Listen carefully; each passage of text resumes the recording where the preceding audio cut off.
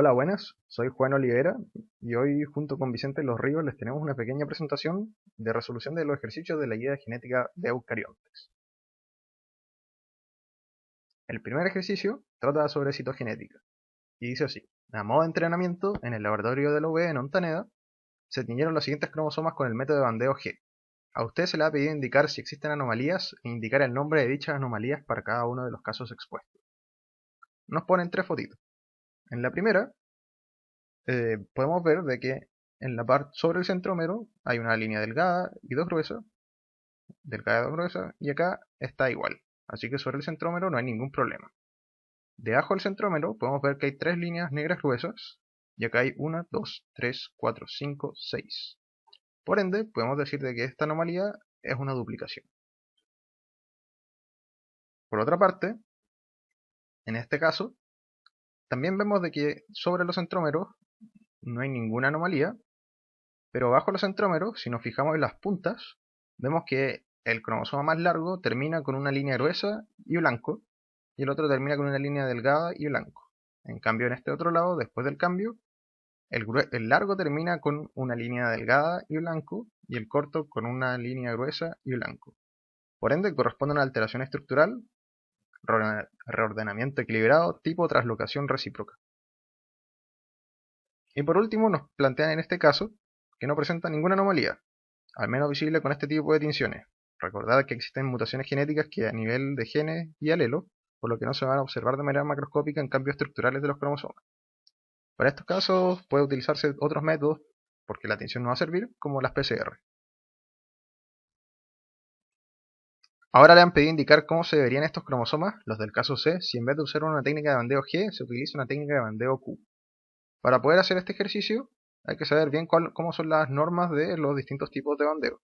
En este caso la correcta es esta de acá, la de la derecha, y como ayuda de memoria podemos ocupar esta pequeña tablita, que está en una transcripción de años pasados, y que es bien buena porque ayuda bastante para estos casos, porque nos dice, si en la banda G se ve oscuro algo, ahí se ve oscuro, en la banda Q se ve a ver fluorescente, y se ve fluorescente.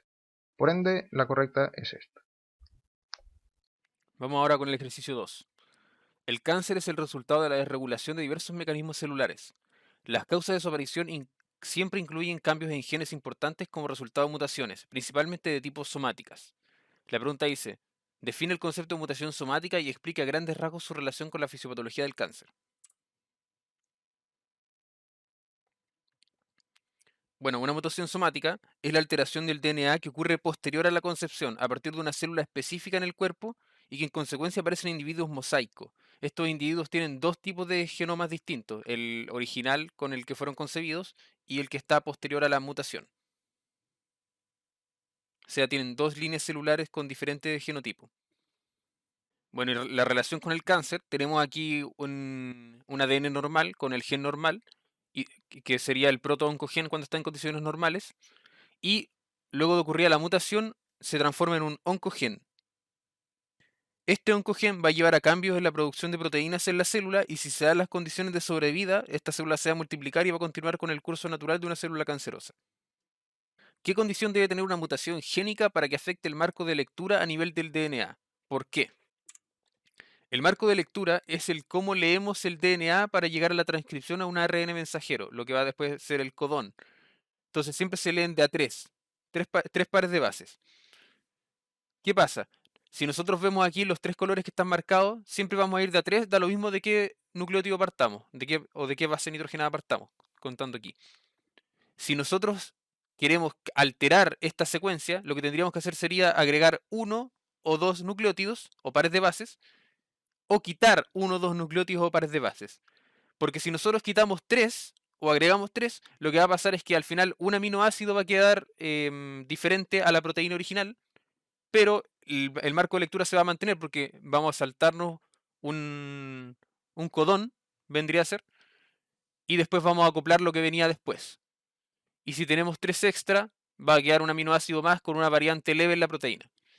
Pero si nosotros sacamos dos o un nucleótido, o agregamos uno o dos nucleótidos, lo que va a pasar es que este marco ya no va a continuar después igual. Si nosotros sacamos esta timina, por ejemplo, la guanina se va a desplazar hacia la izquierda en el marco de lectura y de aquí hacia adelante todos los tripletes nos van a quedar distintos, todos los codones nos van a quedar distintos y por lo tanto la producción del ARN mensajero va a ser totalmente distinta. Ejercicio 3. Epigenética. Lidia Kanta-Korps, doctorada en biomedicina del Instituto Alemán de Nutrición Humana, publicó en 2019, junto a otros autores, un artículo que trata sobre los cambios epigenéticos ocurridos a ratones en el estadio fetal, cuyas madres fueron expuestas a alcohol, concluyendo que los cambios epigenéticos producidos permanecían a largo plazo en la vida adulta. Ahí está el link de la publicación.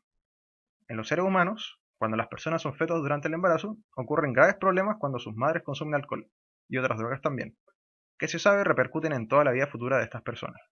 Ahí recomiendo ver el síndrome alcohólico fetal. Puede que estos dos hechos estén relacionados y por tanto son de nuestro interés.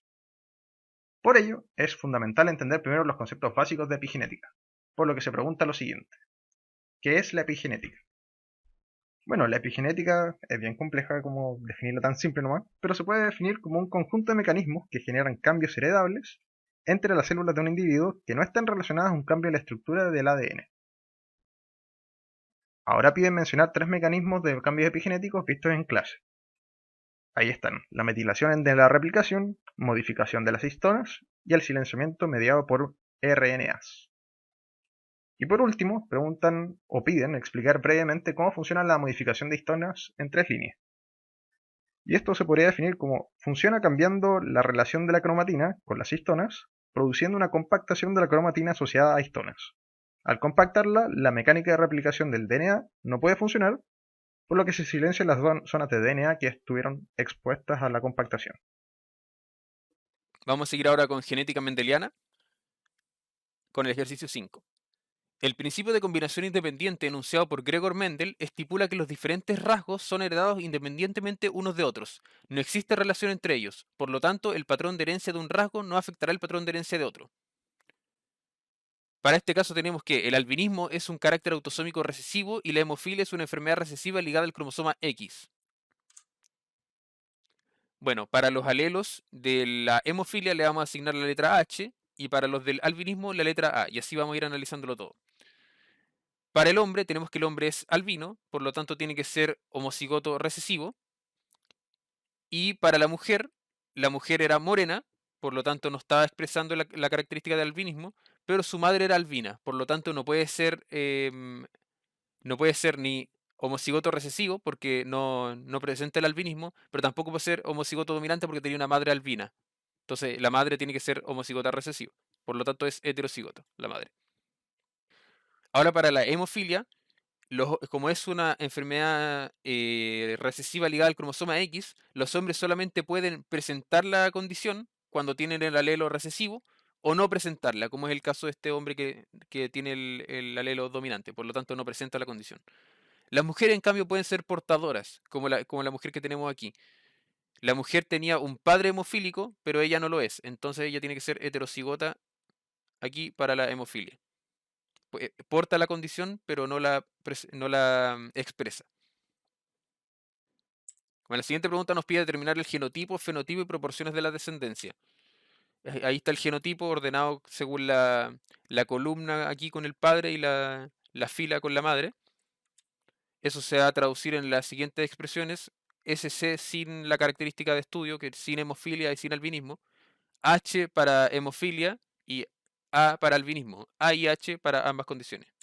Y ahí estarían las proporciones. En un laboratorio se cruzan un ratón homocigoto blanco con un homocigoto castaño, resultando en un F1 con un fenotipo 100% blanco y un F2 de 123 blancos, 34 negros y 13 castaños. ¿Qué tipo de interacción génica está causando este fenómeno?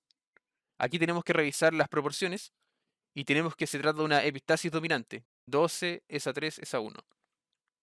Ahora nos preguntan, ¿cómo se explica la aparición de un fenotipo negro? Si analizamos las características, tenemos que el color de pelo le vamos a asignar a los alelos la letra P y al gen epistático la letra C, a los alelos del gen epistático. Entonces tenemos que si el gen epistático, al ser una epistasis dominante, para poder opacar la expresión del otro gen, tiene que estar como heterocigoto o como homocigoto dominante. Por lo tanto, la única manera que se exprese el color de pelo, ya sea castaño como recesivo o negro como dominante, sería que estuviera en homocigoto recesivo el gen epistático. En cualquier otra condición va a estar con pelo blanco. Y así se ven los resultados de las proporciones. Analizando primero a los progenitores, tenemos que el genotipo de uno de los ratones era homocigoto dominante para el pelo, por lo tanto tendría que presentar el color negro, pero en este caso tenía el homocigoto dominante del gen epistático y se va a presentar blanco. Ese era el ratón blanco de los progenitores. Y ahora para el otro, tenemos que expresar el color castaño porque el gen epistático estaba en homocigoto recesivo. Ahora para el F1, el color que se mantuvo fue el blanco, ya que pasando al heterocigoto del gen epistático, vamos a tener que seguir opacando la expresión del gen de aquí. Entonces, si tenemos heterocigoto del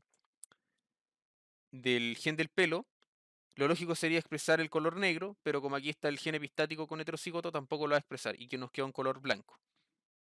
Para el F2, si hacemos toda la cruza, dijimos ya que todas las combinaciones en las que se presente el homocigoto dominante del gen epistático o heterocigoto, ibas a dar con color blanco. Ese sería el 12 de 16. En la condición en que esté recesivo, estas 4 de aquí es cuando nos va a permitir la expresión del pelo negro o castaño. 3 de 16 para el pelo negro y 1 de 16 para el castaño. Y ahí está la proporción. El ejercicio 7. La ley de Hardy-Weinberg establece que en una población bajo ciertas condiciones que la regulan, las frecuencias génicas y genotípicas se mantienen constantes entre generaciones. A continuación se presentan una serie de condiciones o factores que alteran la frecuencia alélica en una población. Define a cada uno de ellos e indique si aumentan o disminuyen la variabilidad genética, sin importar la intensidad de cuánto la aumenten y cuánto la disminuyen. Tenemos primero apareamiento clasificado positivo. Quiere decir que se aparea con fenotipos semejantes. O sea, si siempre somos selectivos para aparearnos con un individuo que sea parecido a nosotros, la variabilidad genética va a disminuir porque la idea es que sea aleatoria. Las mutaciones también van a aumentar la variabilidad genética porque son cambios en el genotipo y por lo tanto eso ya no genera variabilidad de por sí. Y las migraciones, se agregan nuevos individuos entre poblaciones, por lo tanto eso también nos va a aumentar la variabilidad genética, siempre y cuando las poblaciones no sean similares o no estén sesgadas de alguna u otra manera. El ejercicio 8, de herencia poligénica, nos plantea el siguiente caso. El color de la piel depende de varios factores. En lo más básico, y sin considerar los cambios externos, puede decirse que tiene un carácter poligénico. Ante ello nos preguntan, ¿qué característica evidente a simple vista da para pensar que el color de piel tiene un componente poligenético, obviando los cambios que se producen por cambios del ambiente como las quemaduras solares? B. ¿Qué implica que la heredabilidad h² de un gen sea igual al 100%? Y nos piden definir el concepto de penetrancia y expresividad en el contexto de los fenotipos. Para ello, podemos entender, para la pregunta A, de qué característica evidente a simple vista da para pensar de que la piel tiene un componente poligenético. Lo que hace más evidente pensar de que la piel tiene un carácter poligenético es que su expresión fenotípica muestra una distribución continua, de colores más blancos a colores más negros. Si se dan cuenta, las cosas van variando, el color varía gradualmente, no es que haya una categoría tras otra. Esto es una categoría que se ocupa nada más para el tema de dermatología, pero los colores van variando continuamente. Y para la B, ¿qué implica que la heredabilidad de un gen sea igual al 100%? Implica que la expresión de ese gen no está influenciada por el ambiente. Y definir el concepto de penetrancia y expresividad en el contexto de fenotipos. La penetrancia es el porcentaje de individuos que comparten un mismo genoma que expresan el fenotipo asociado a ese genoma. La expresividad corresponde a la intensidad con la que se expresa un fenotipo en un individuo. Por ejemplo, cuando hay una penetrancia variable, suponiendo que todos tienen el mismo ADN y el mismo material genético, hay algunos que presentan el carácter y otros no. Cuando la expresividad está alterada, todos presentan el carácter pero de manera distinta. O hay diferencias en la expresión. Por ejemplo, acá todos están, no hay ninguno que es blanco, pero todos tienen algún tipo de gris o negro. Y cuando la penetrancia y la variabilidad están ambas variables, se ve un escenario más parecido a lo que es la vida real, en que hay blancos, negros y otros colores también como grisáceos y otros colores.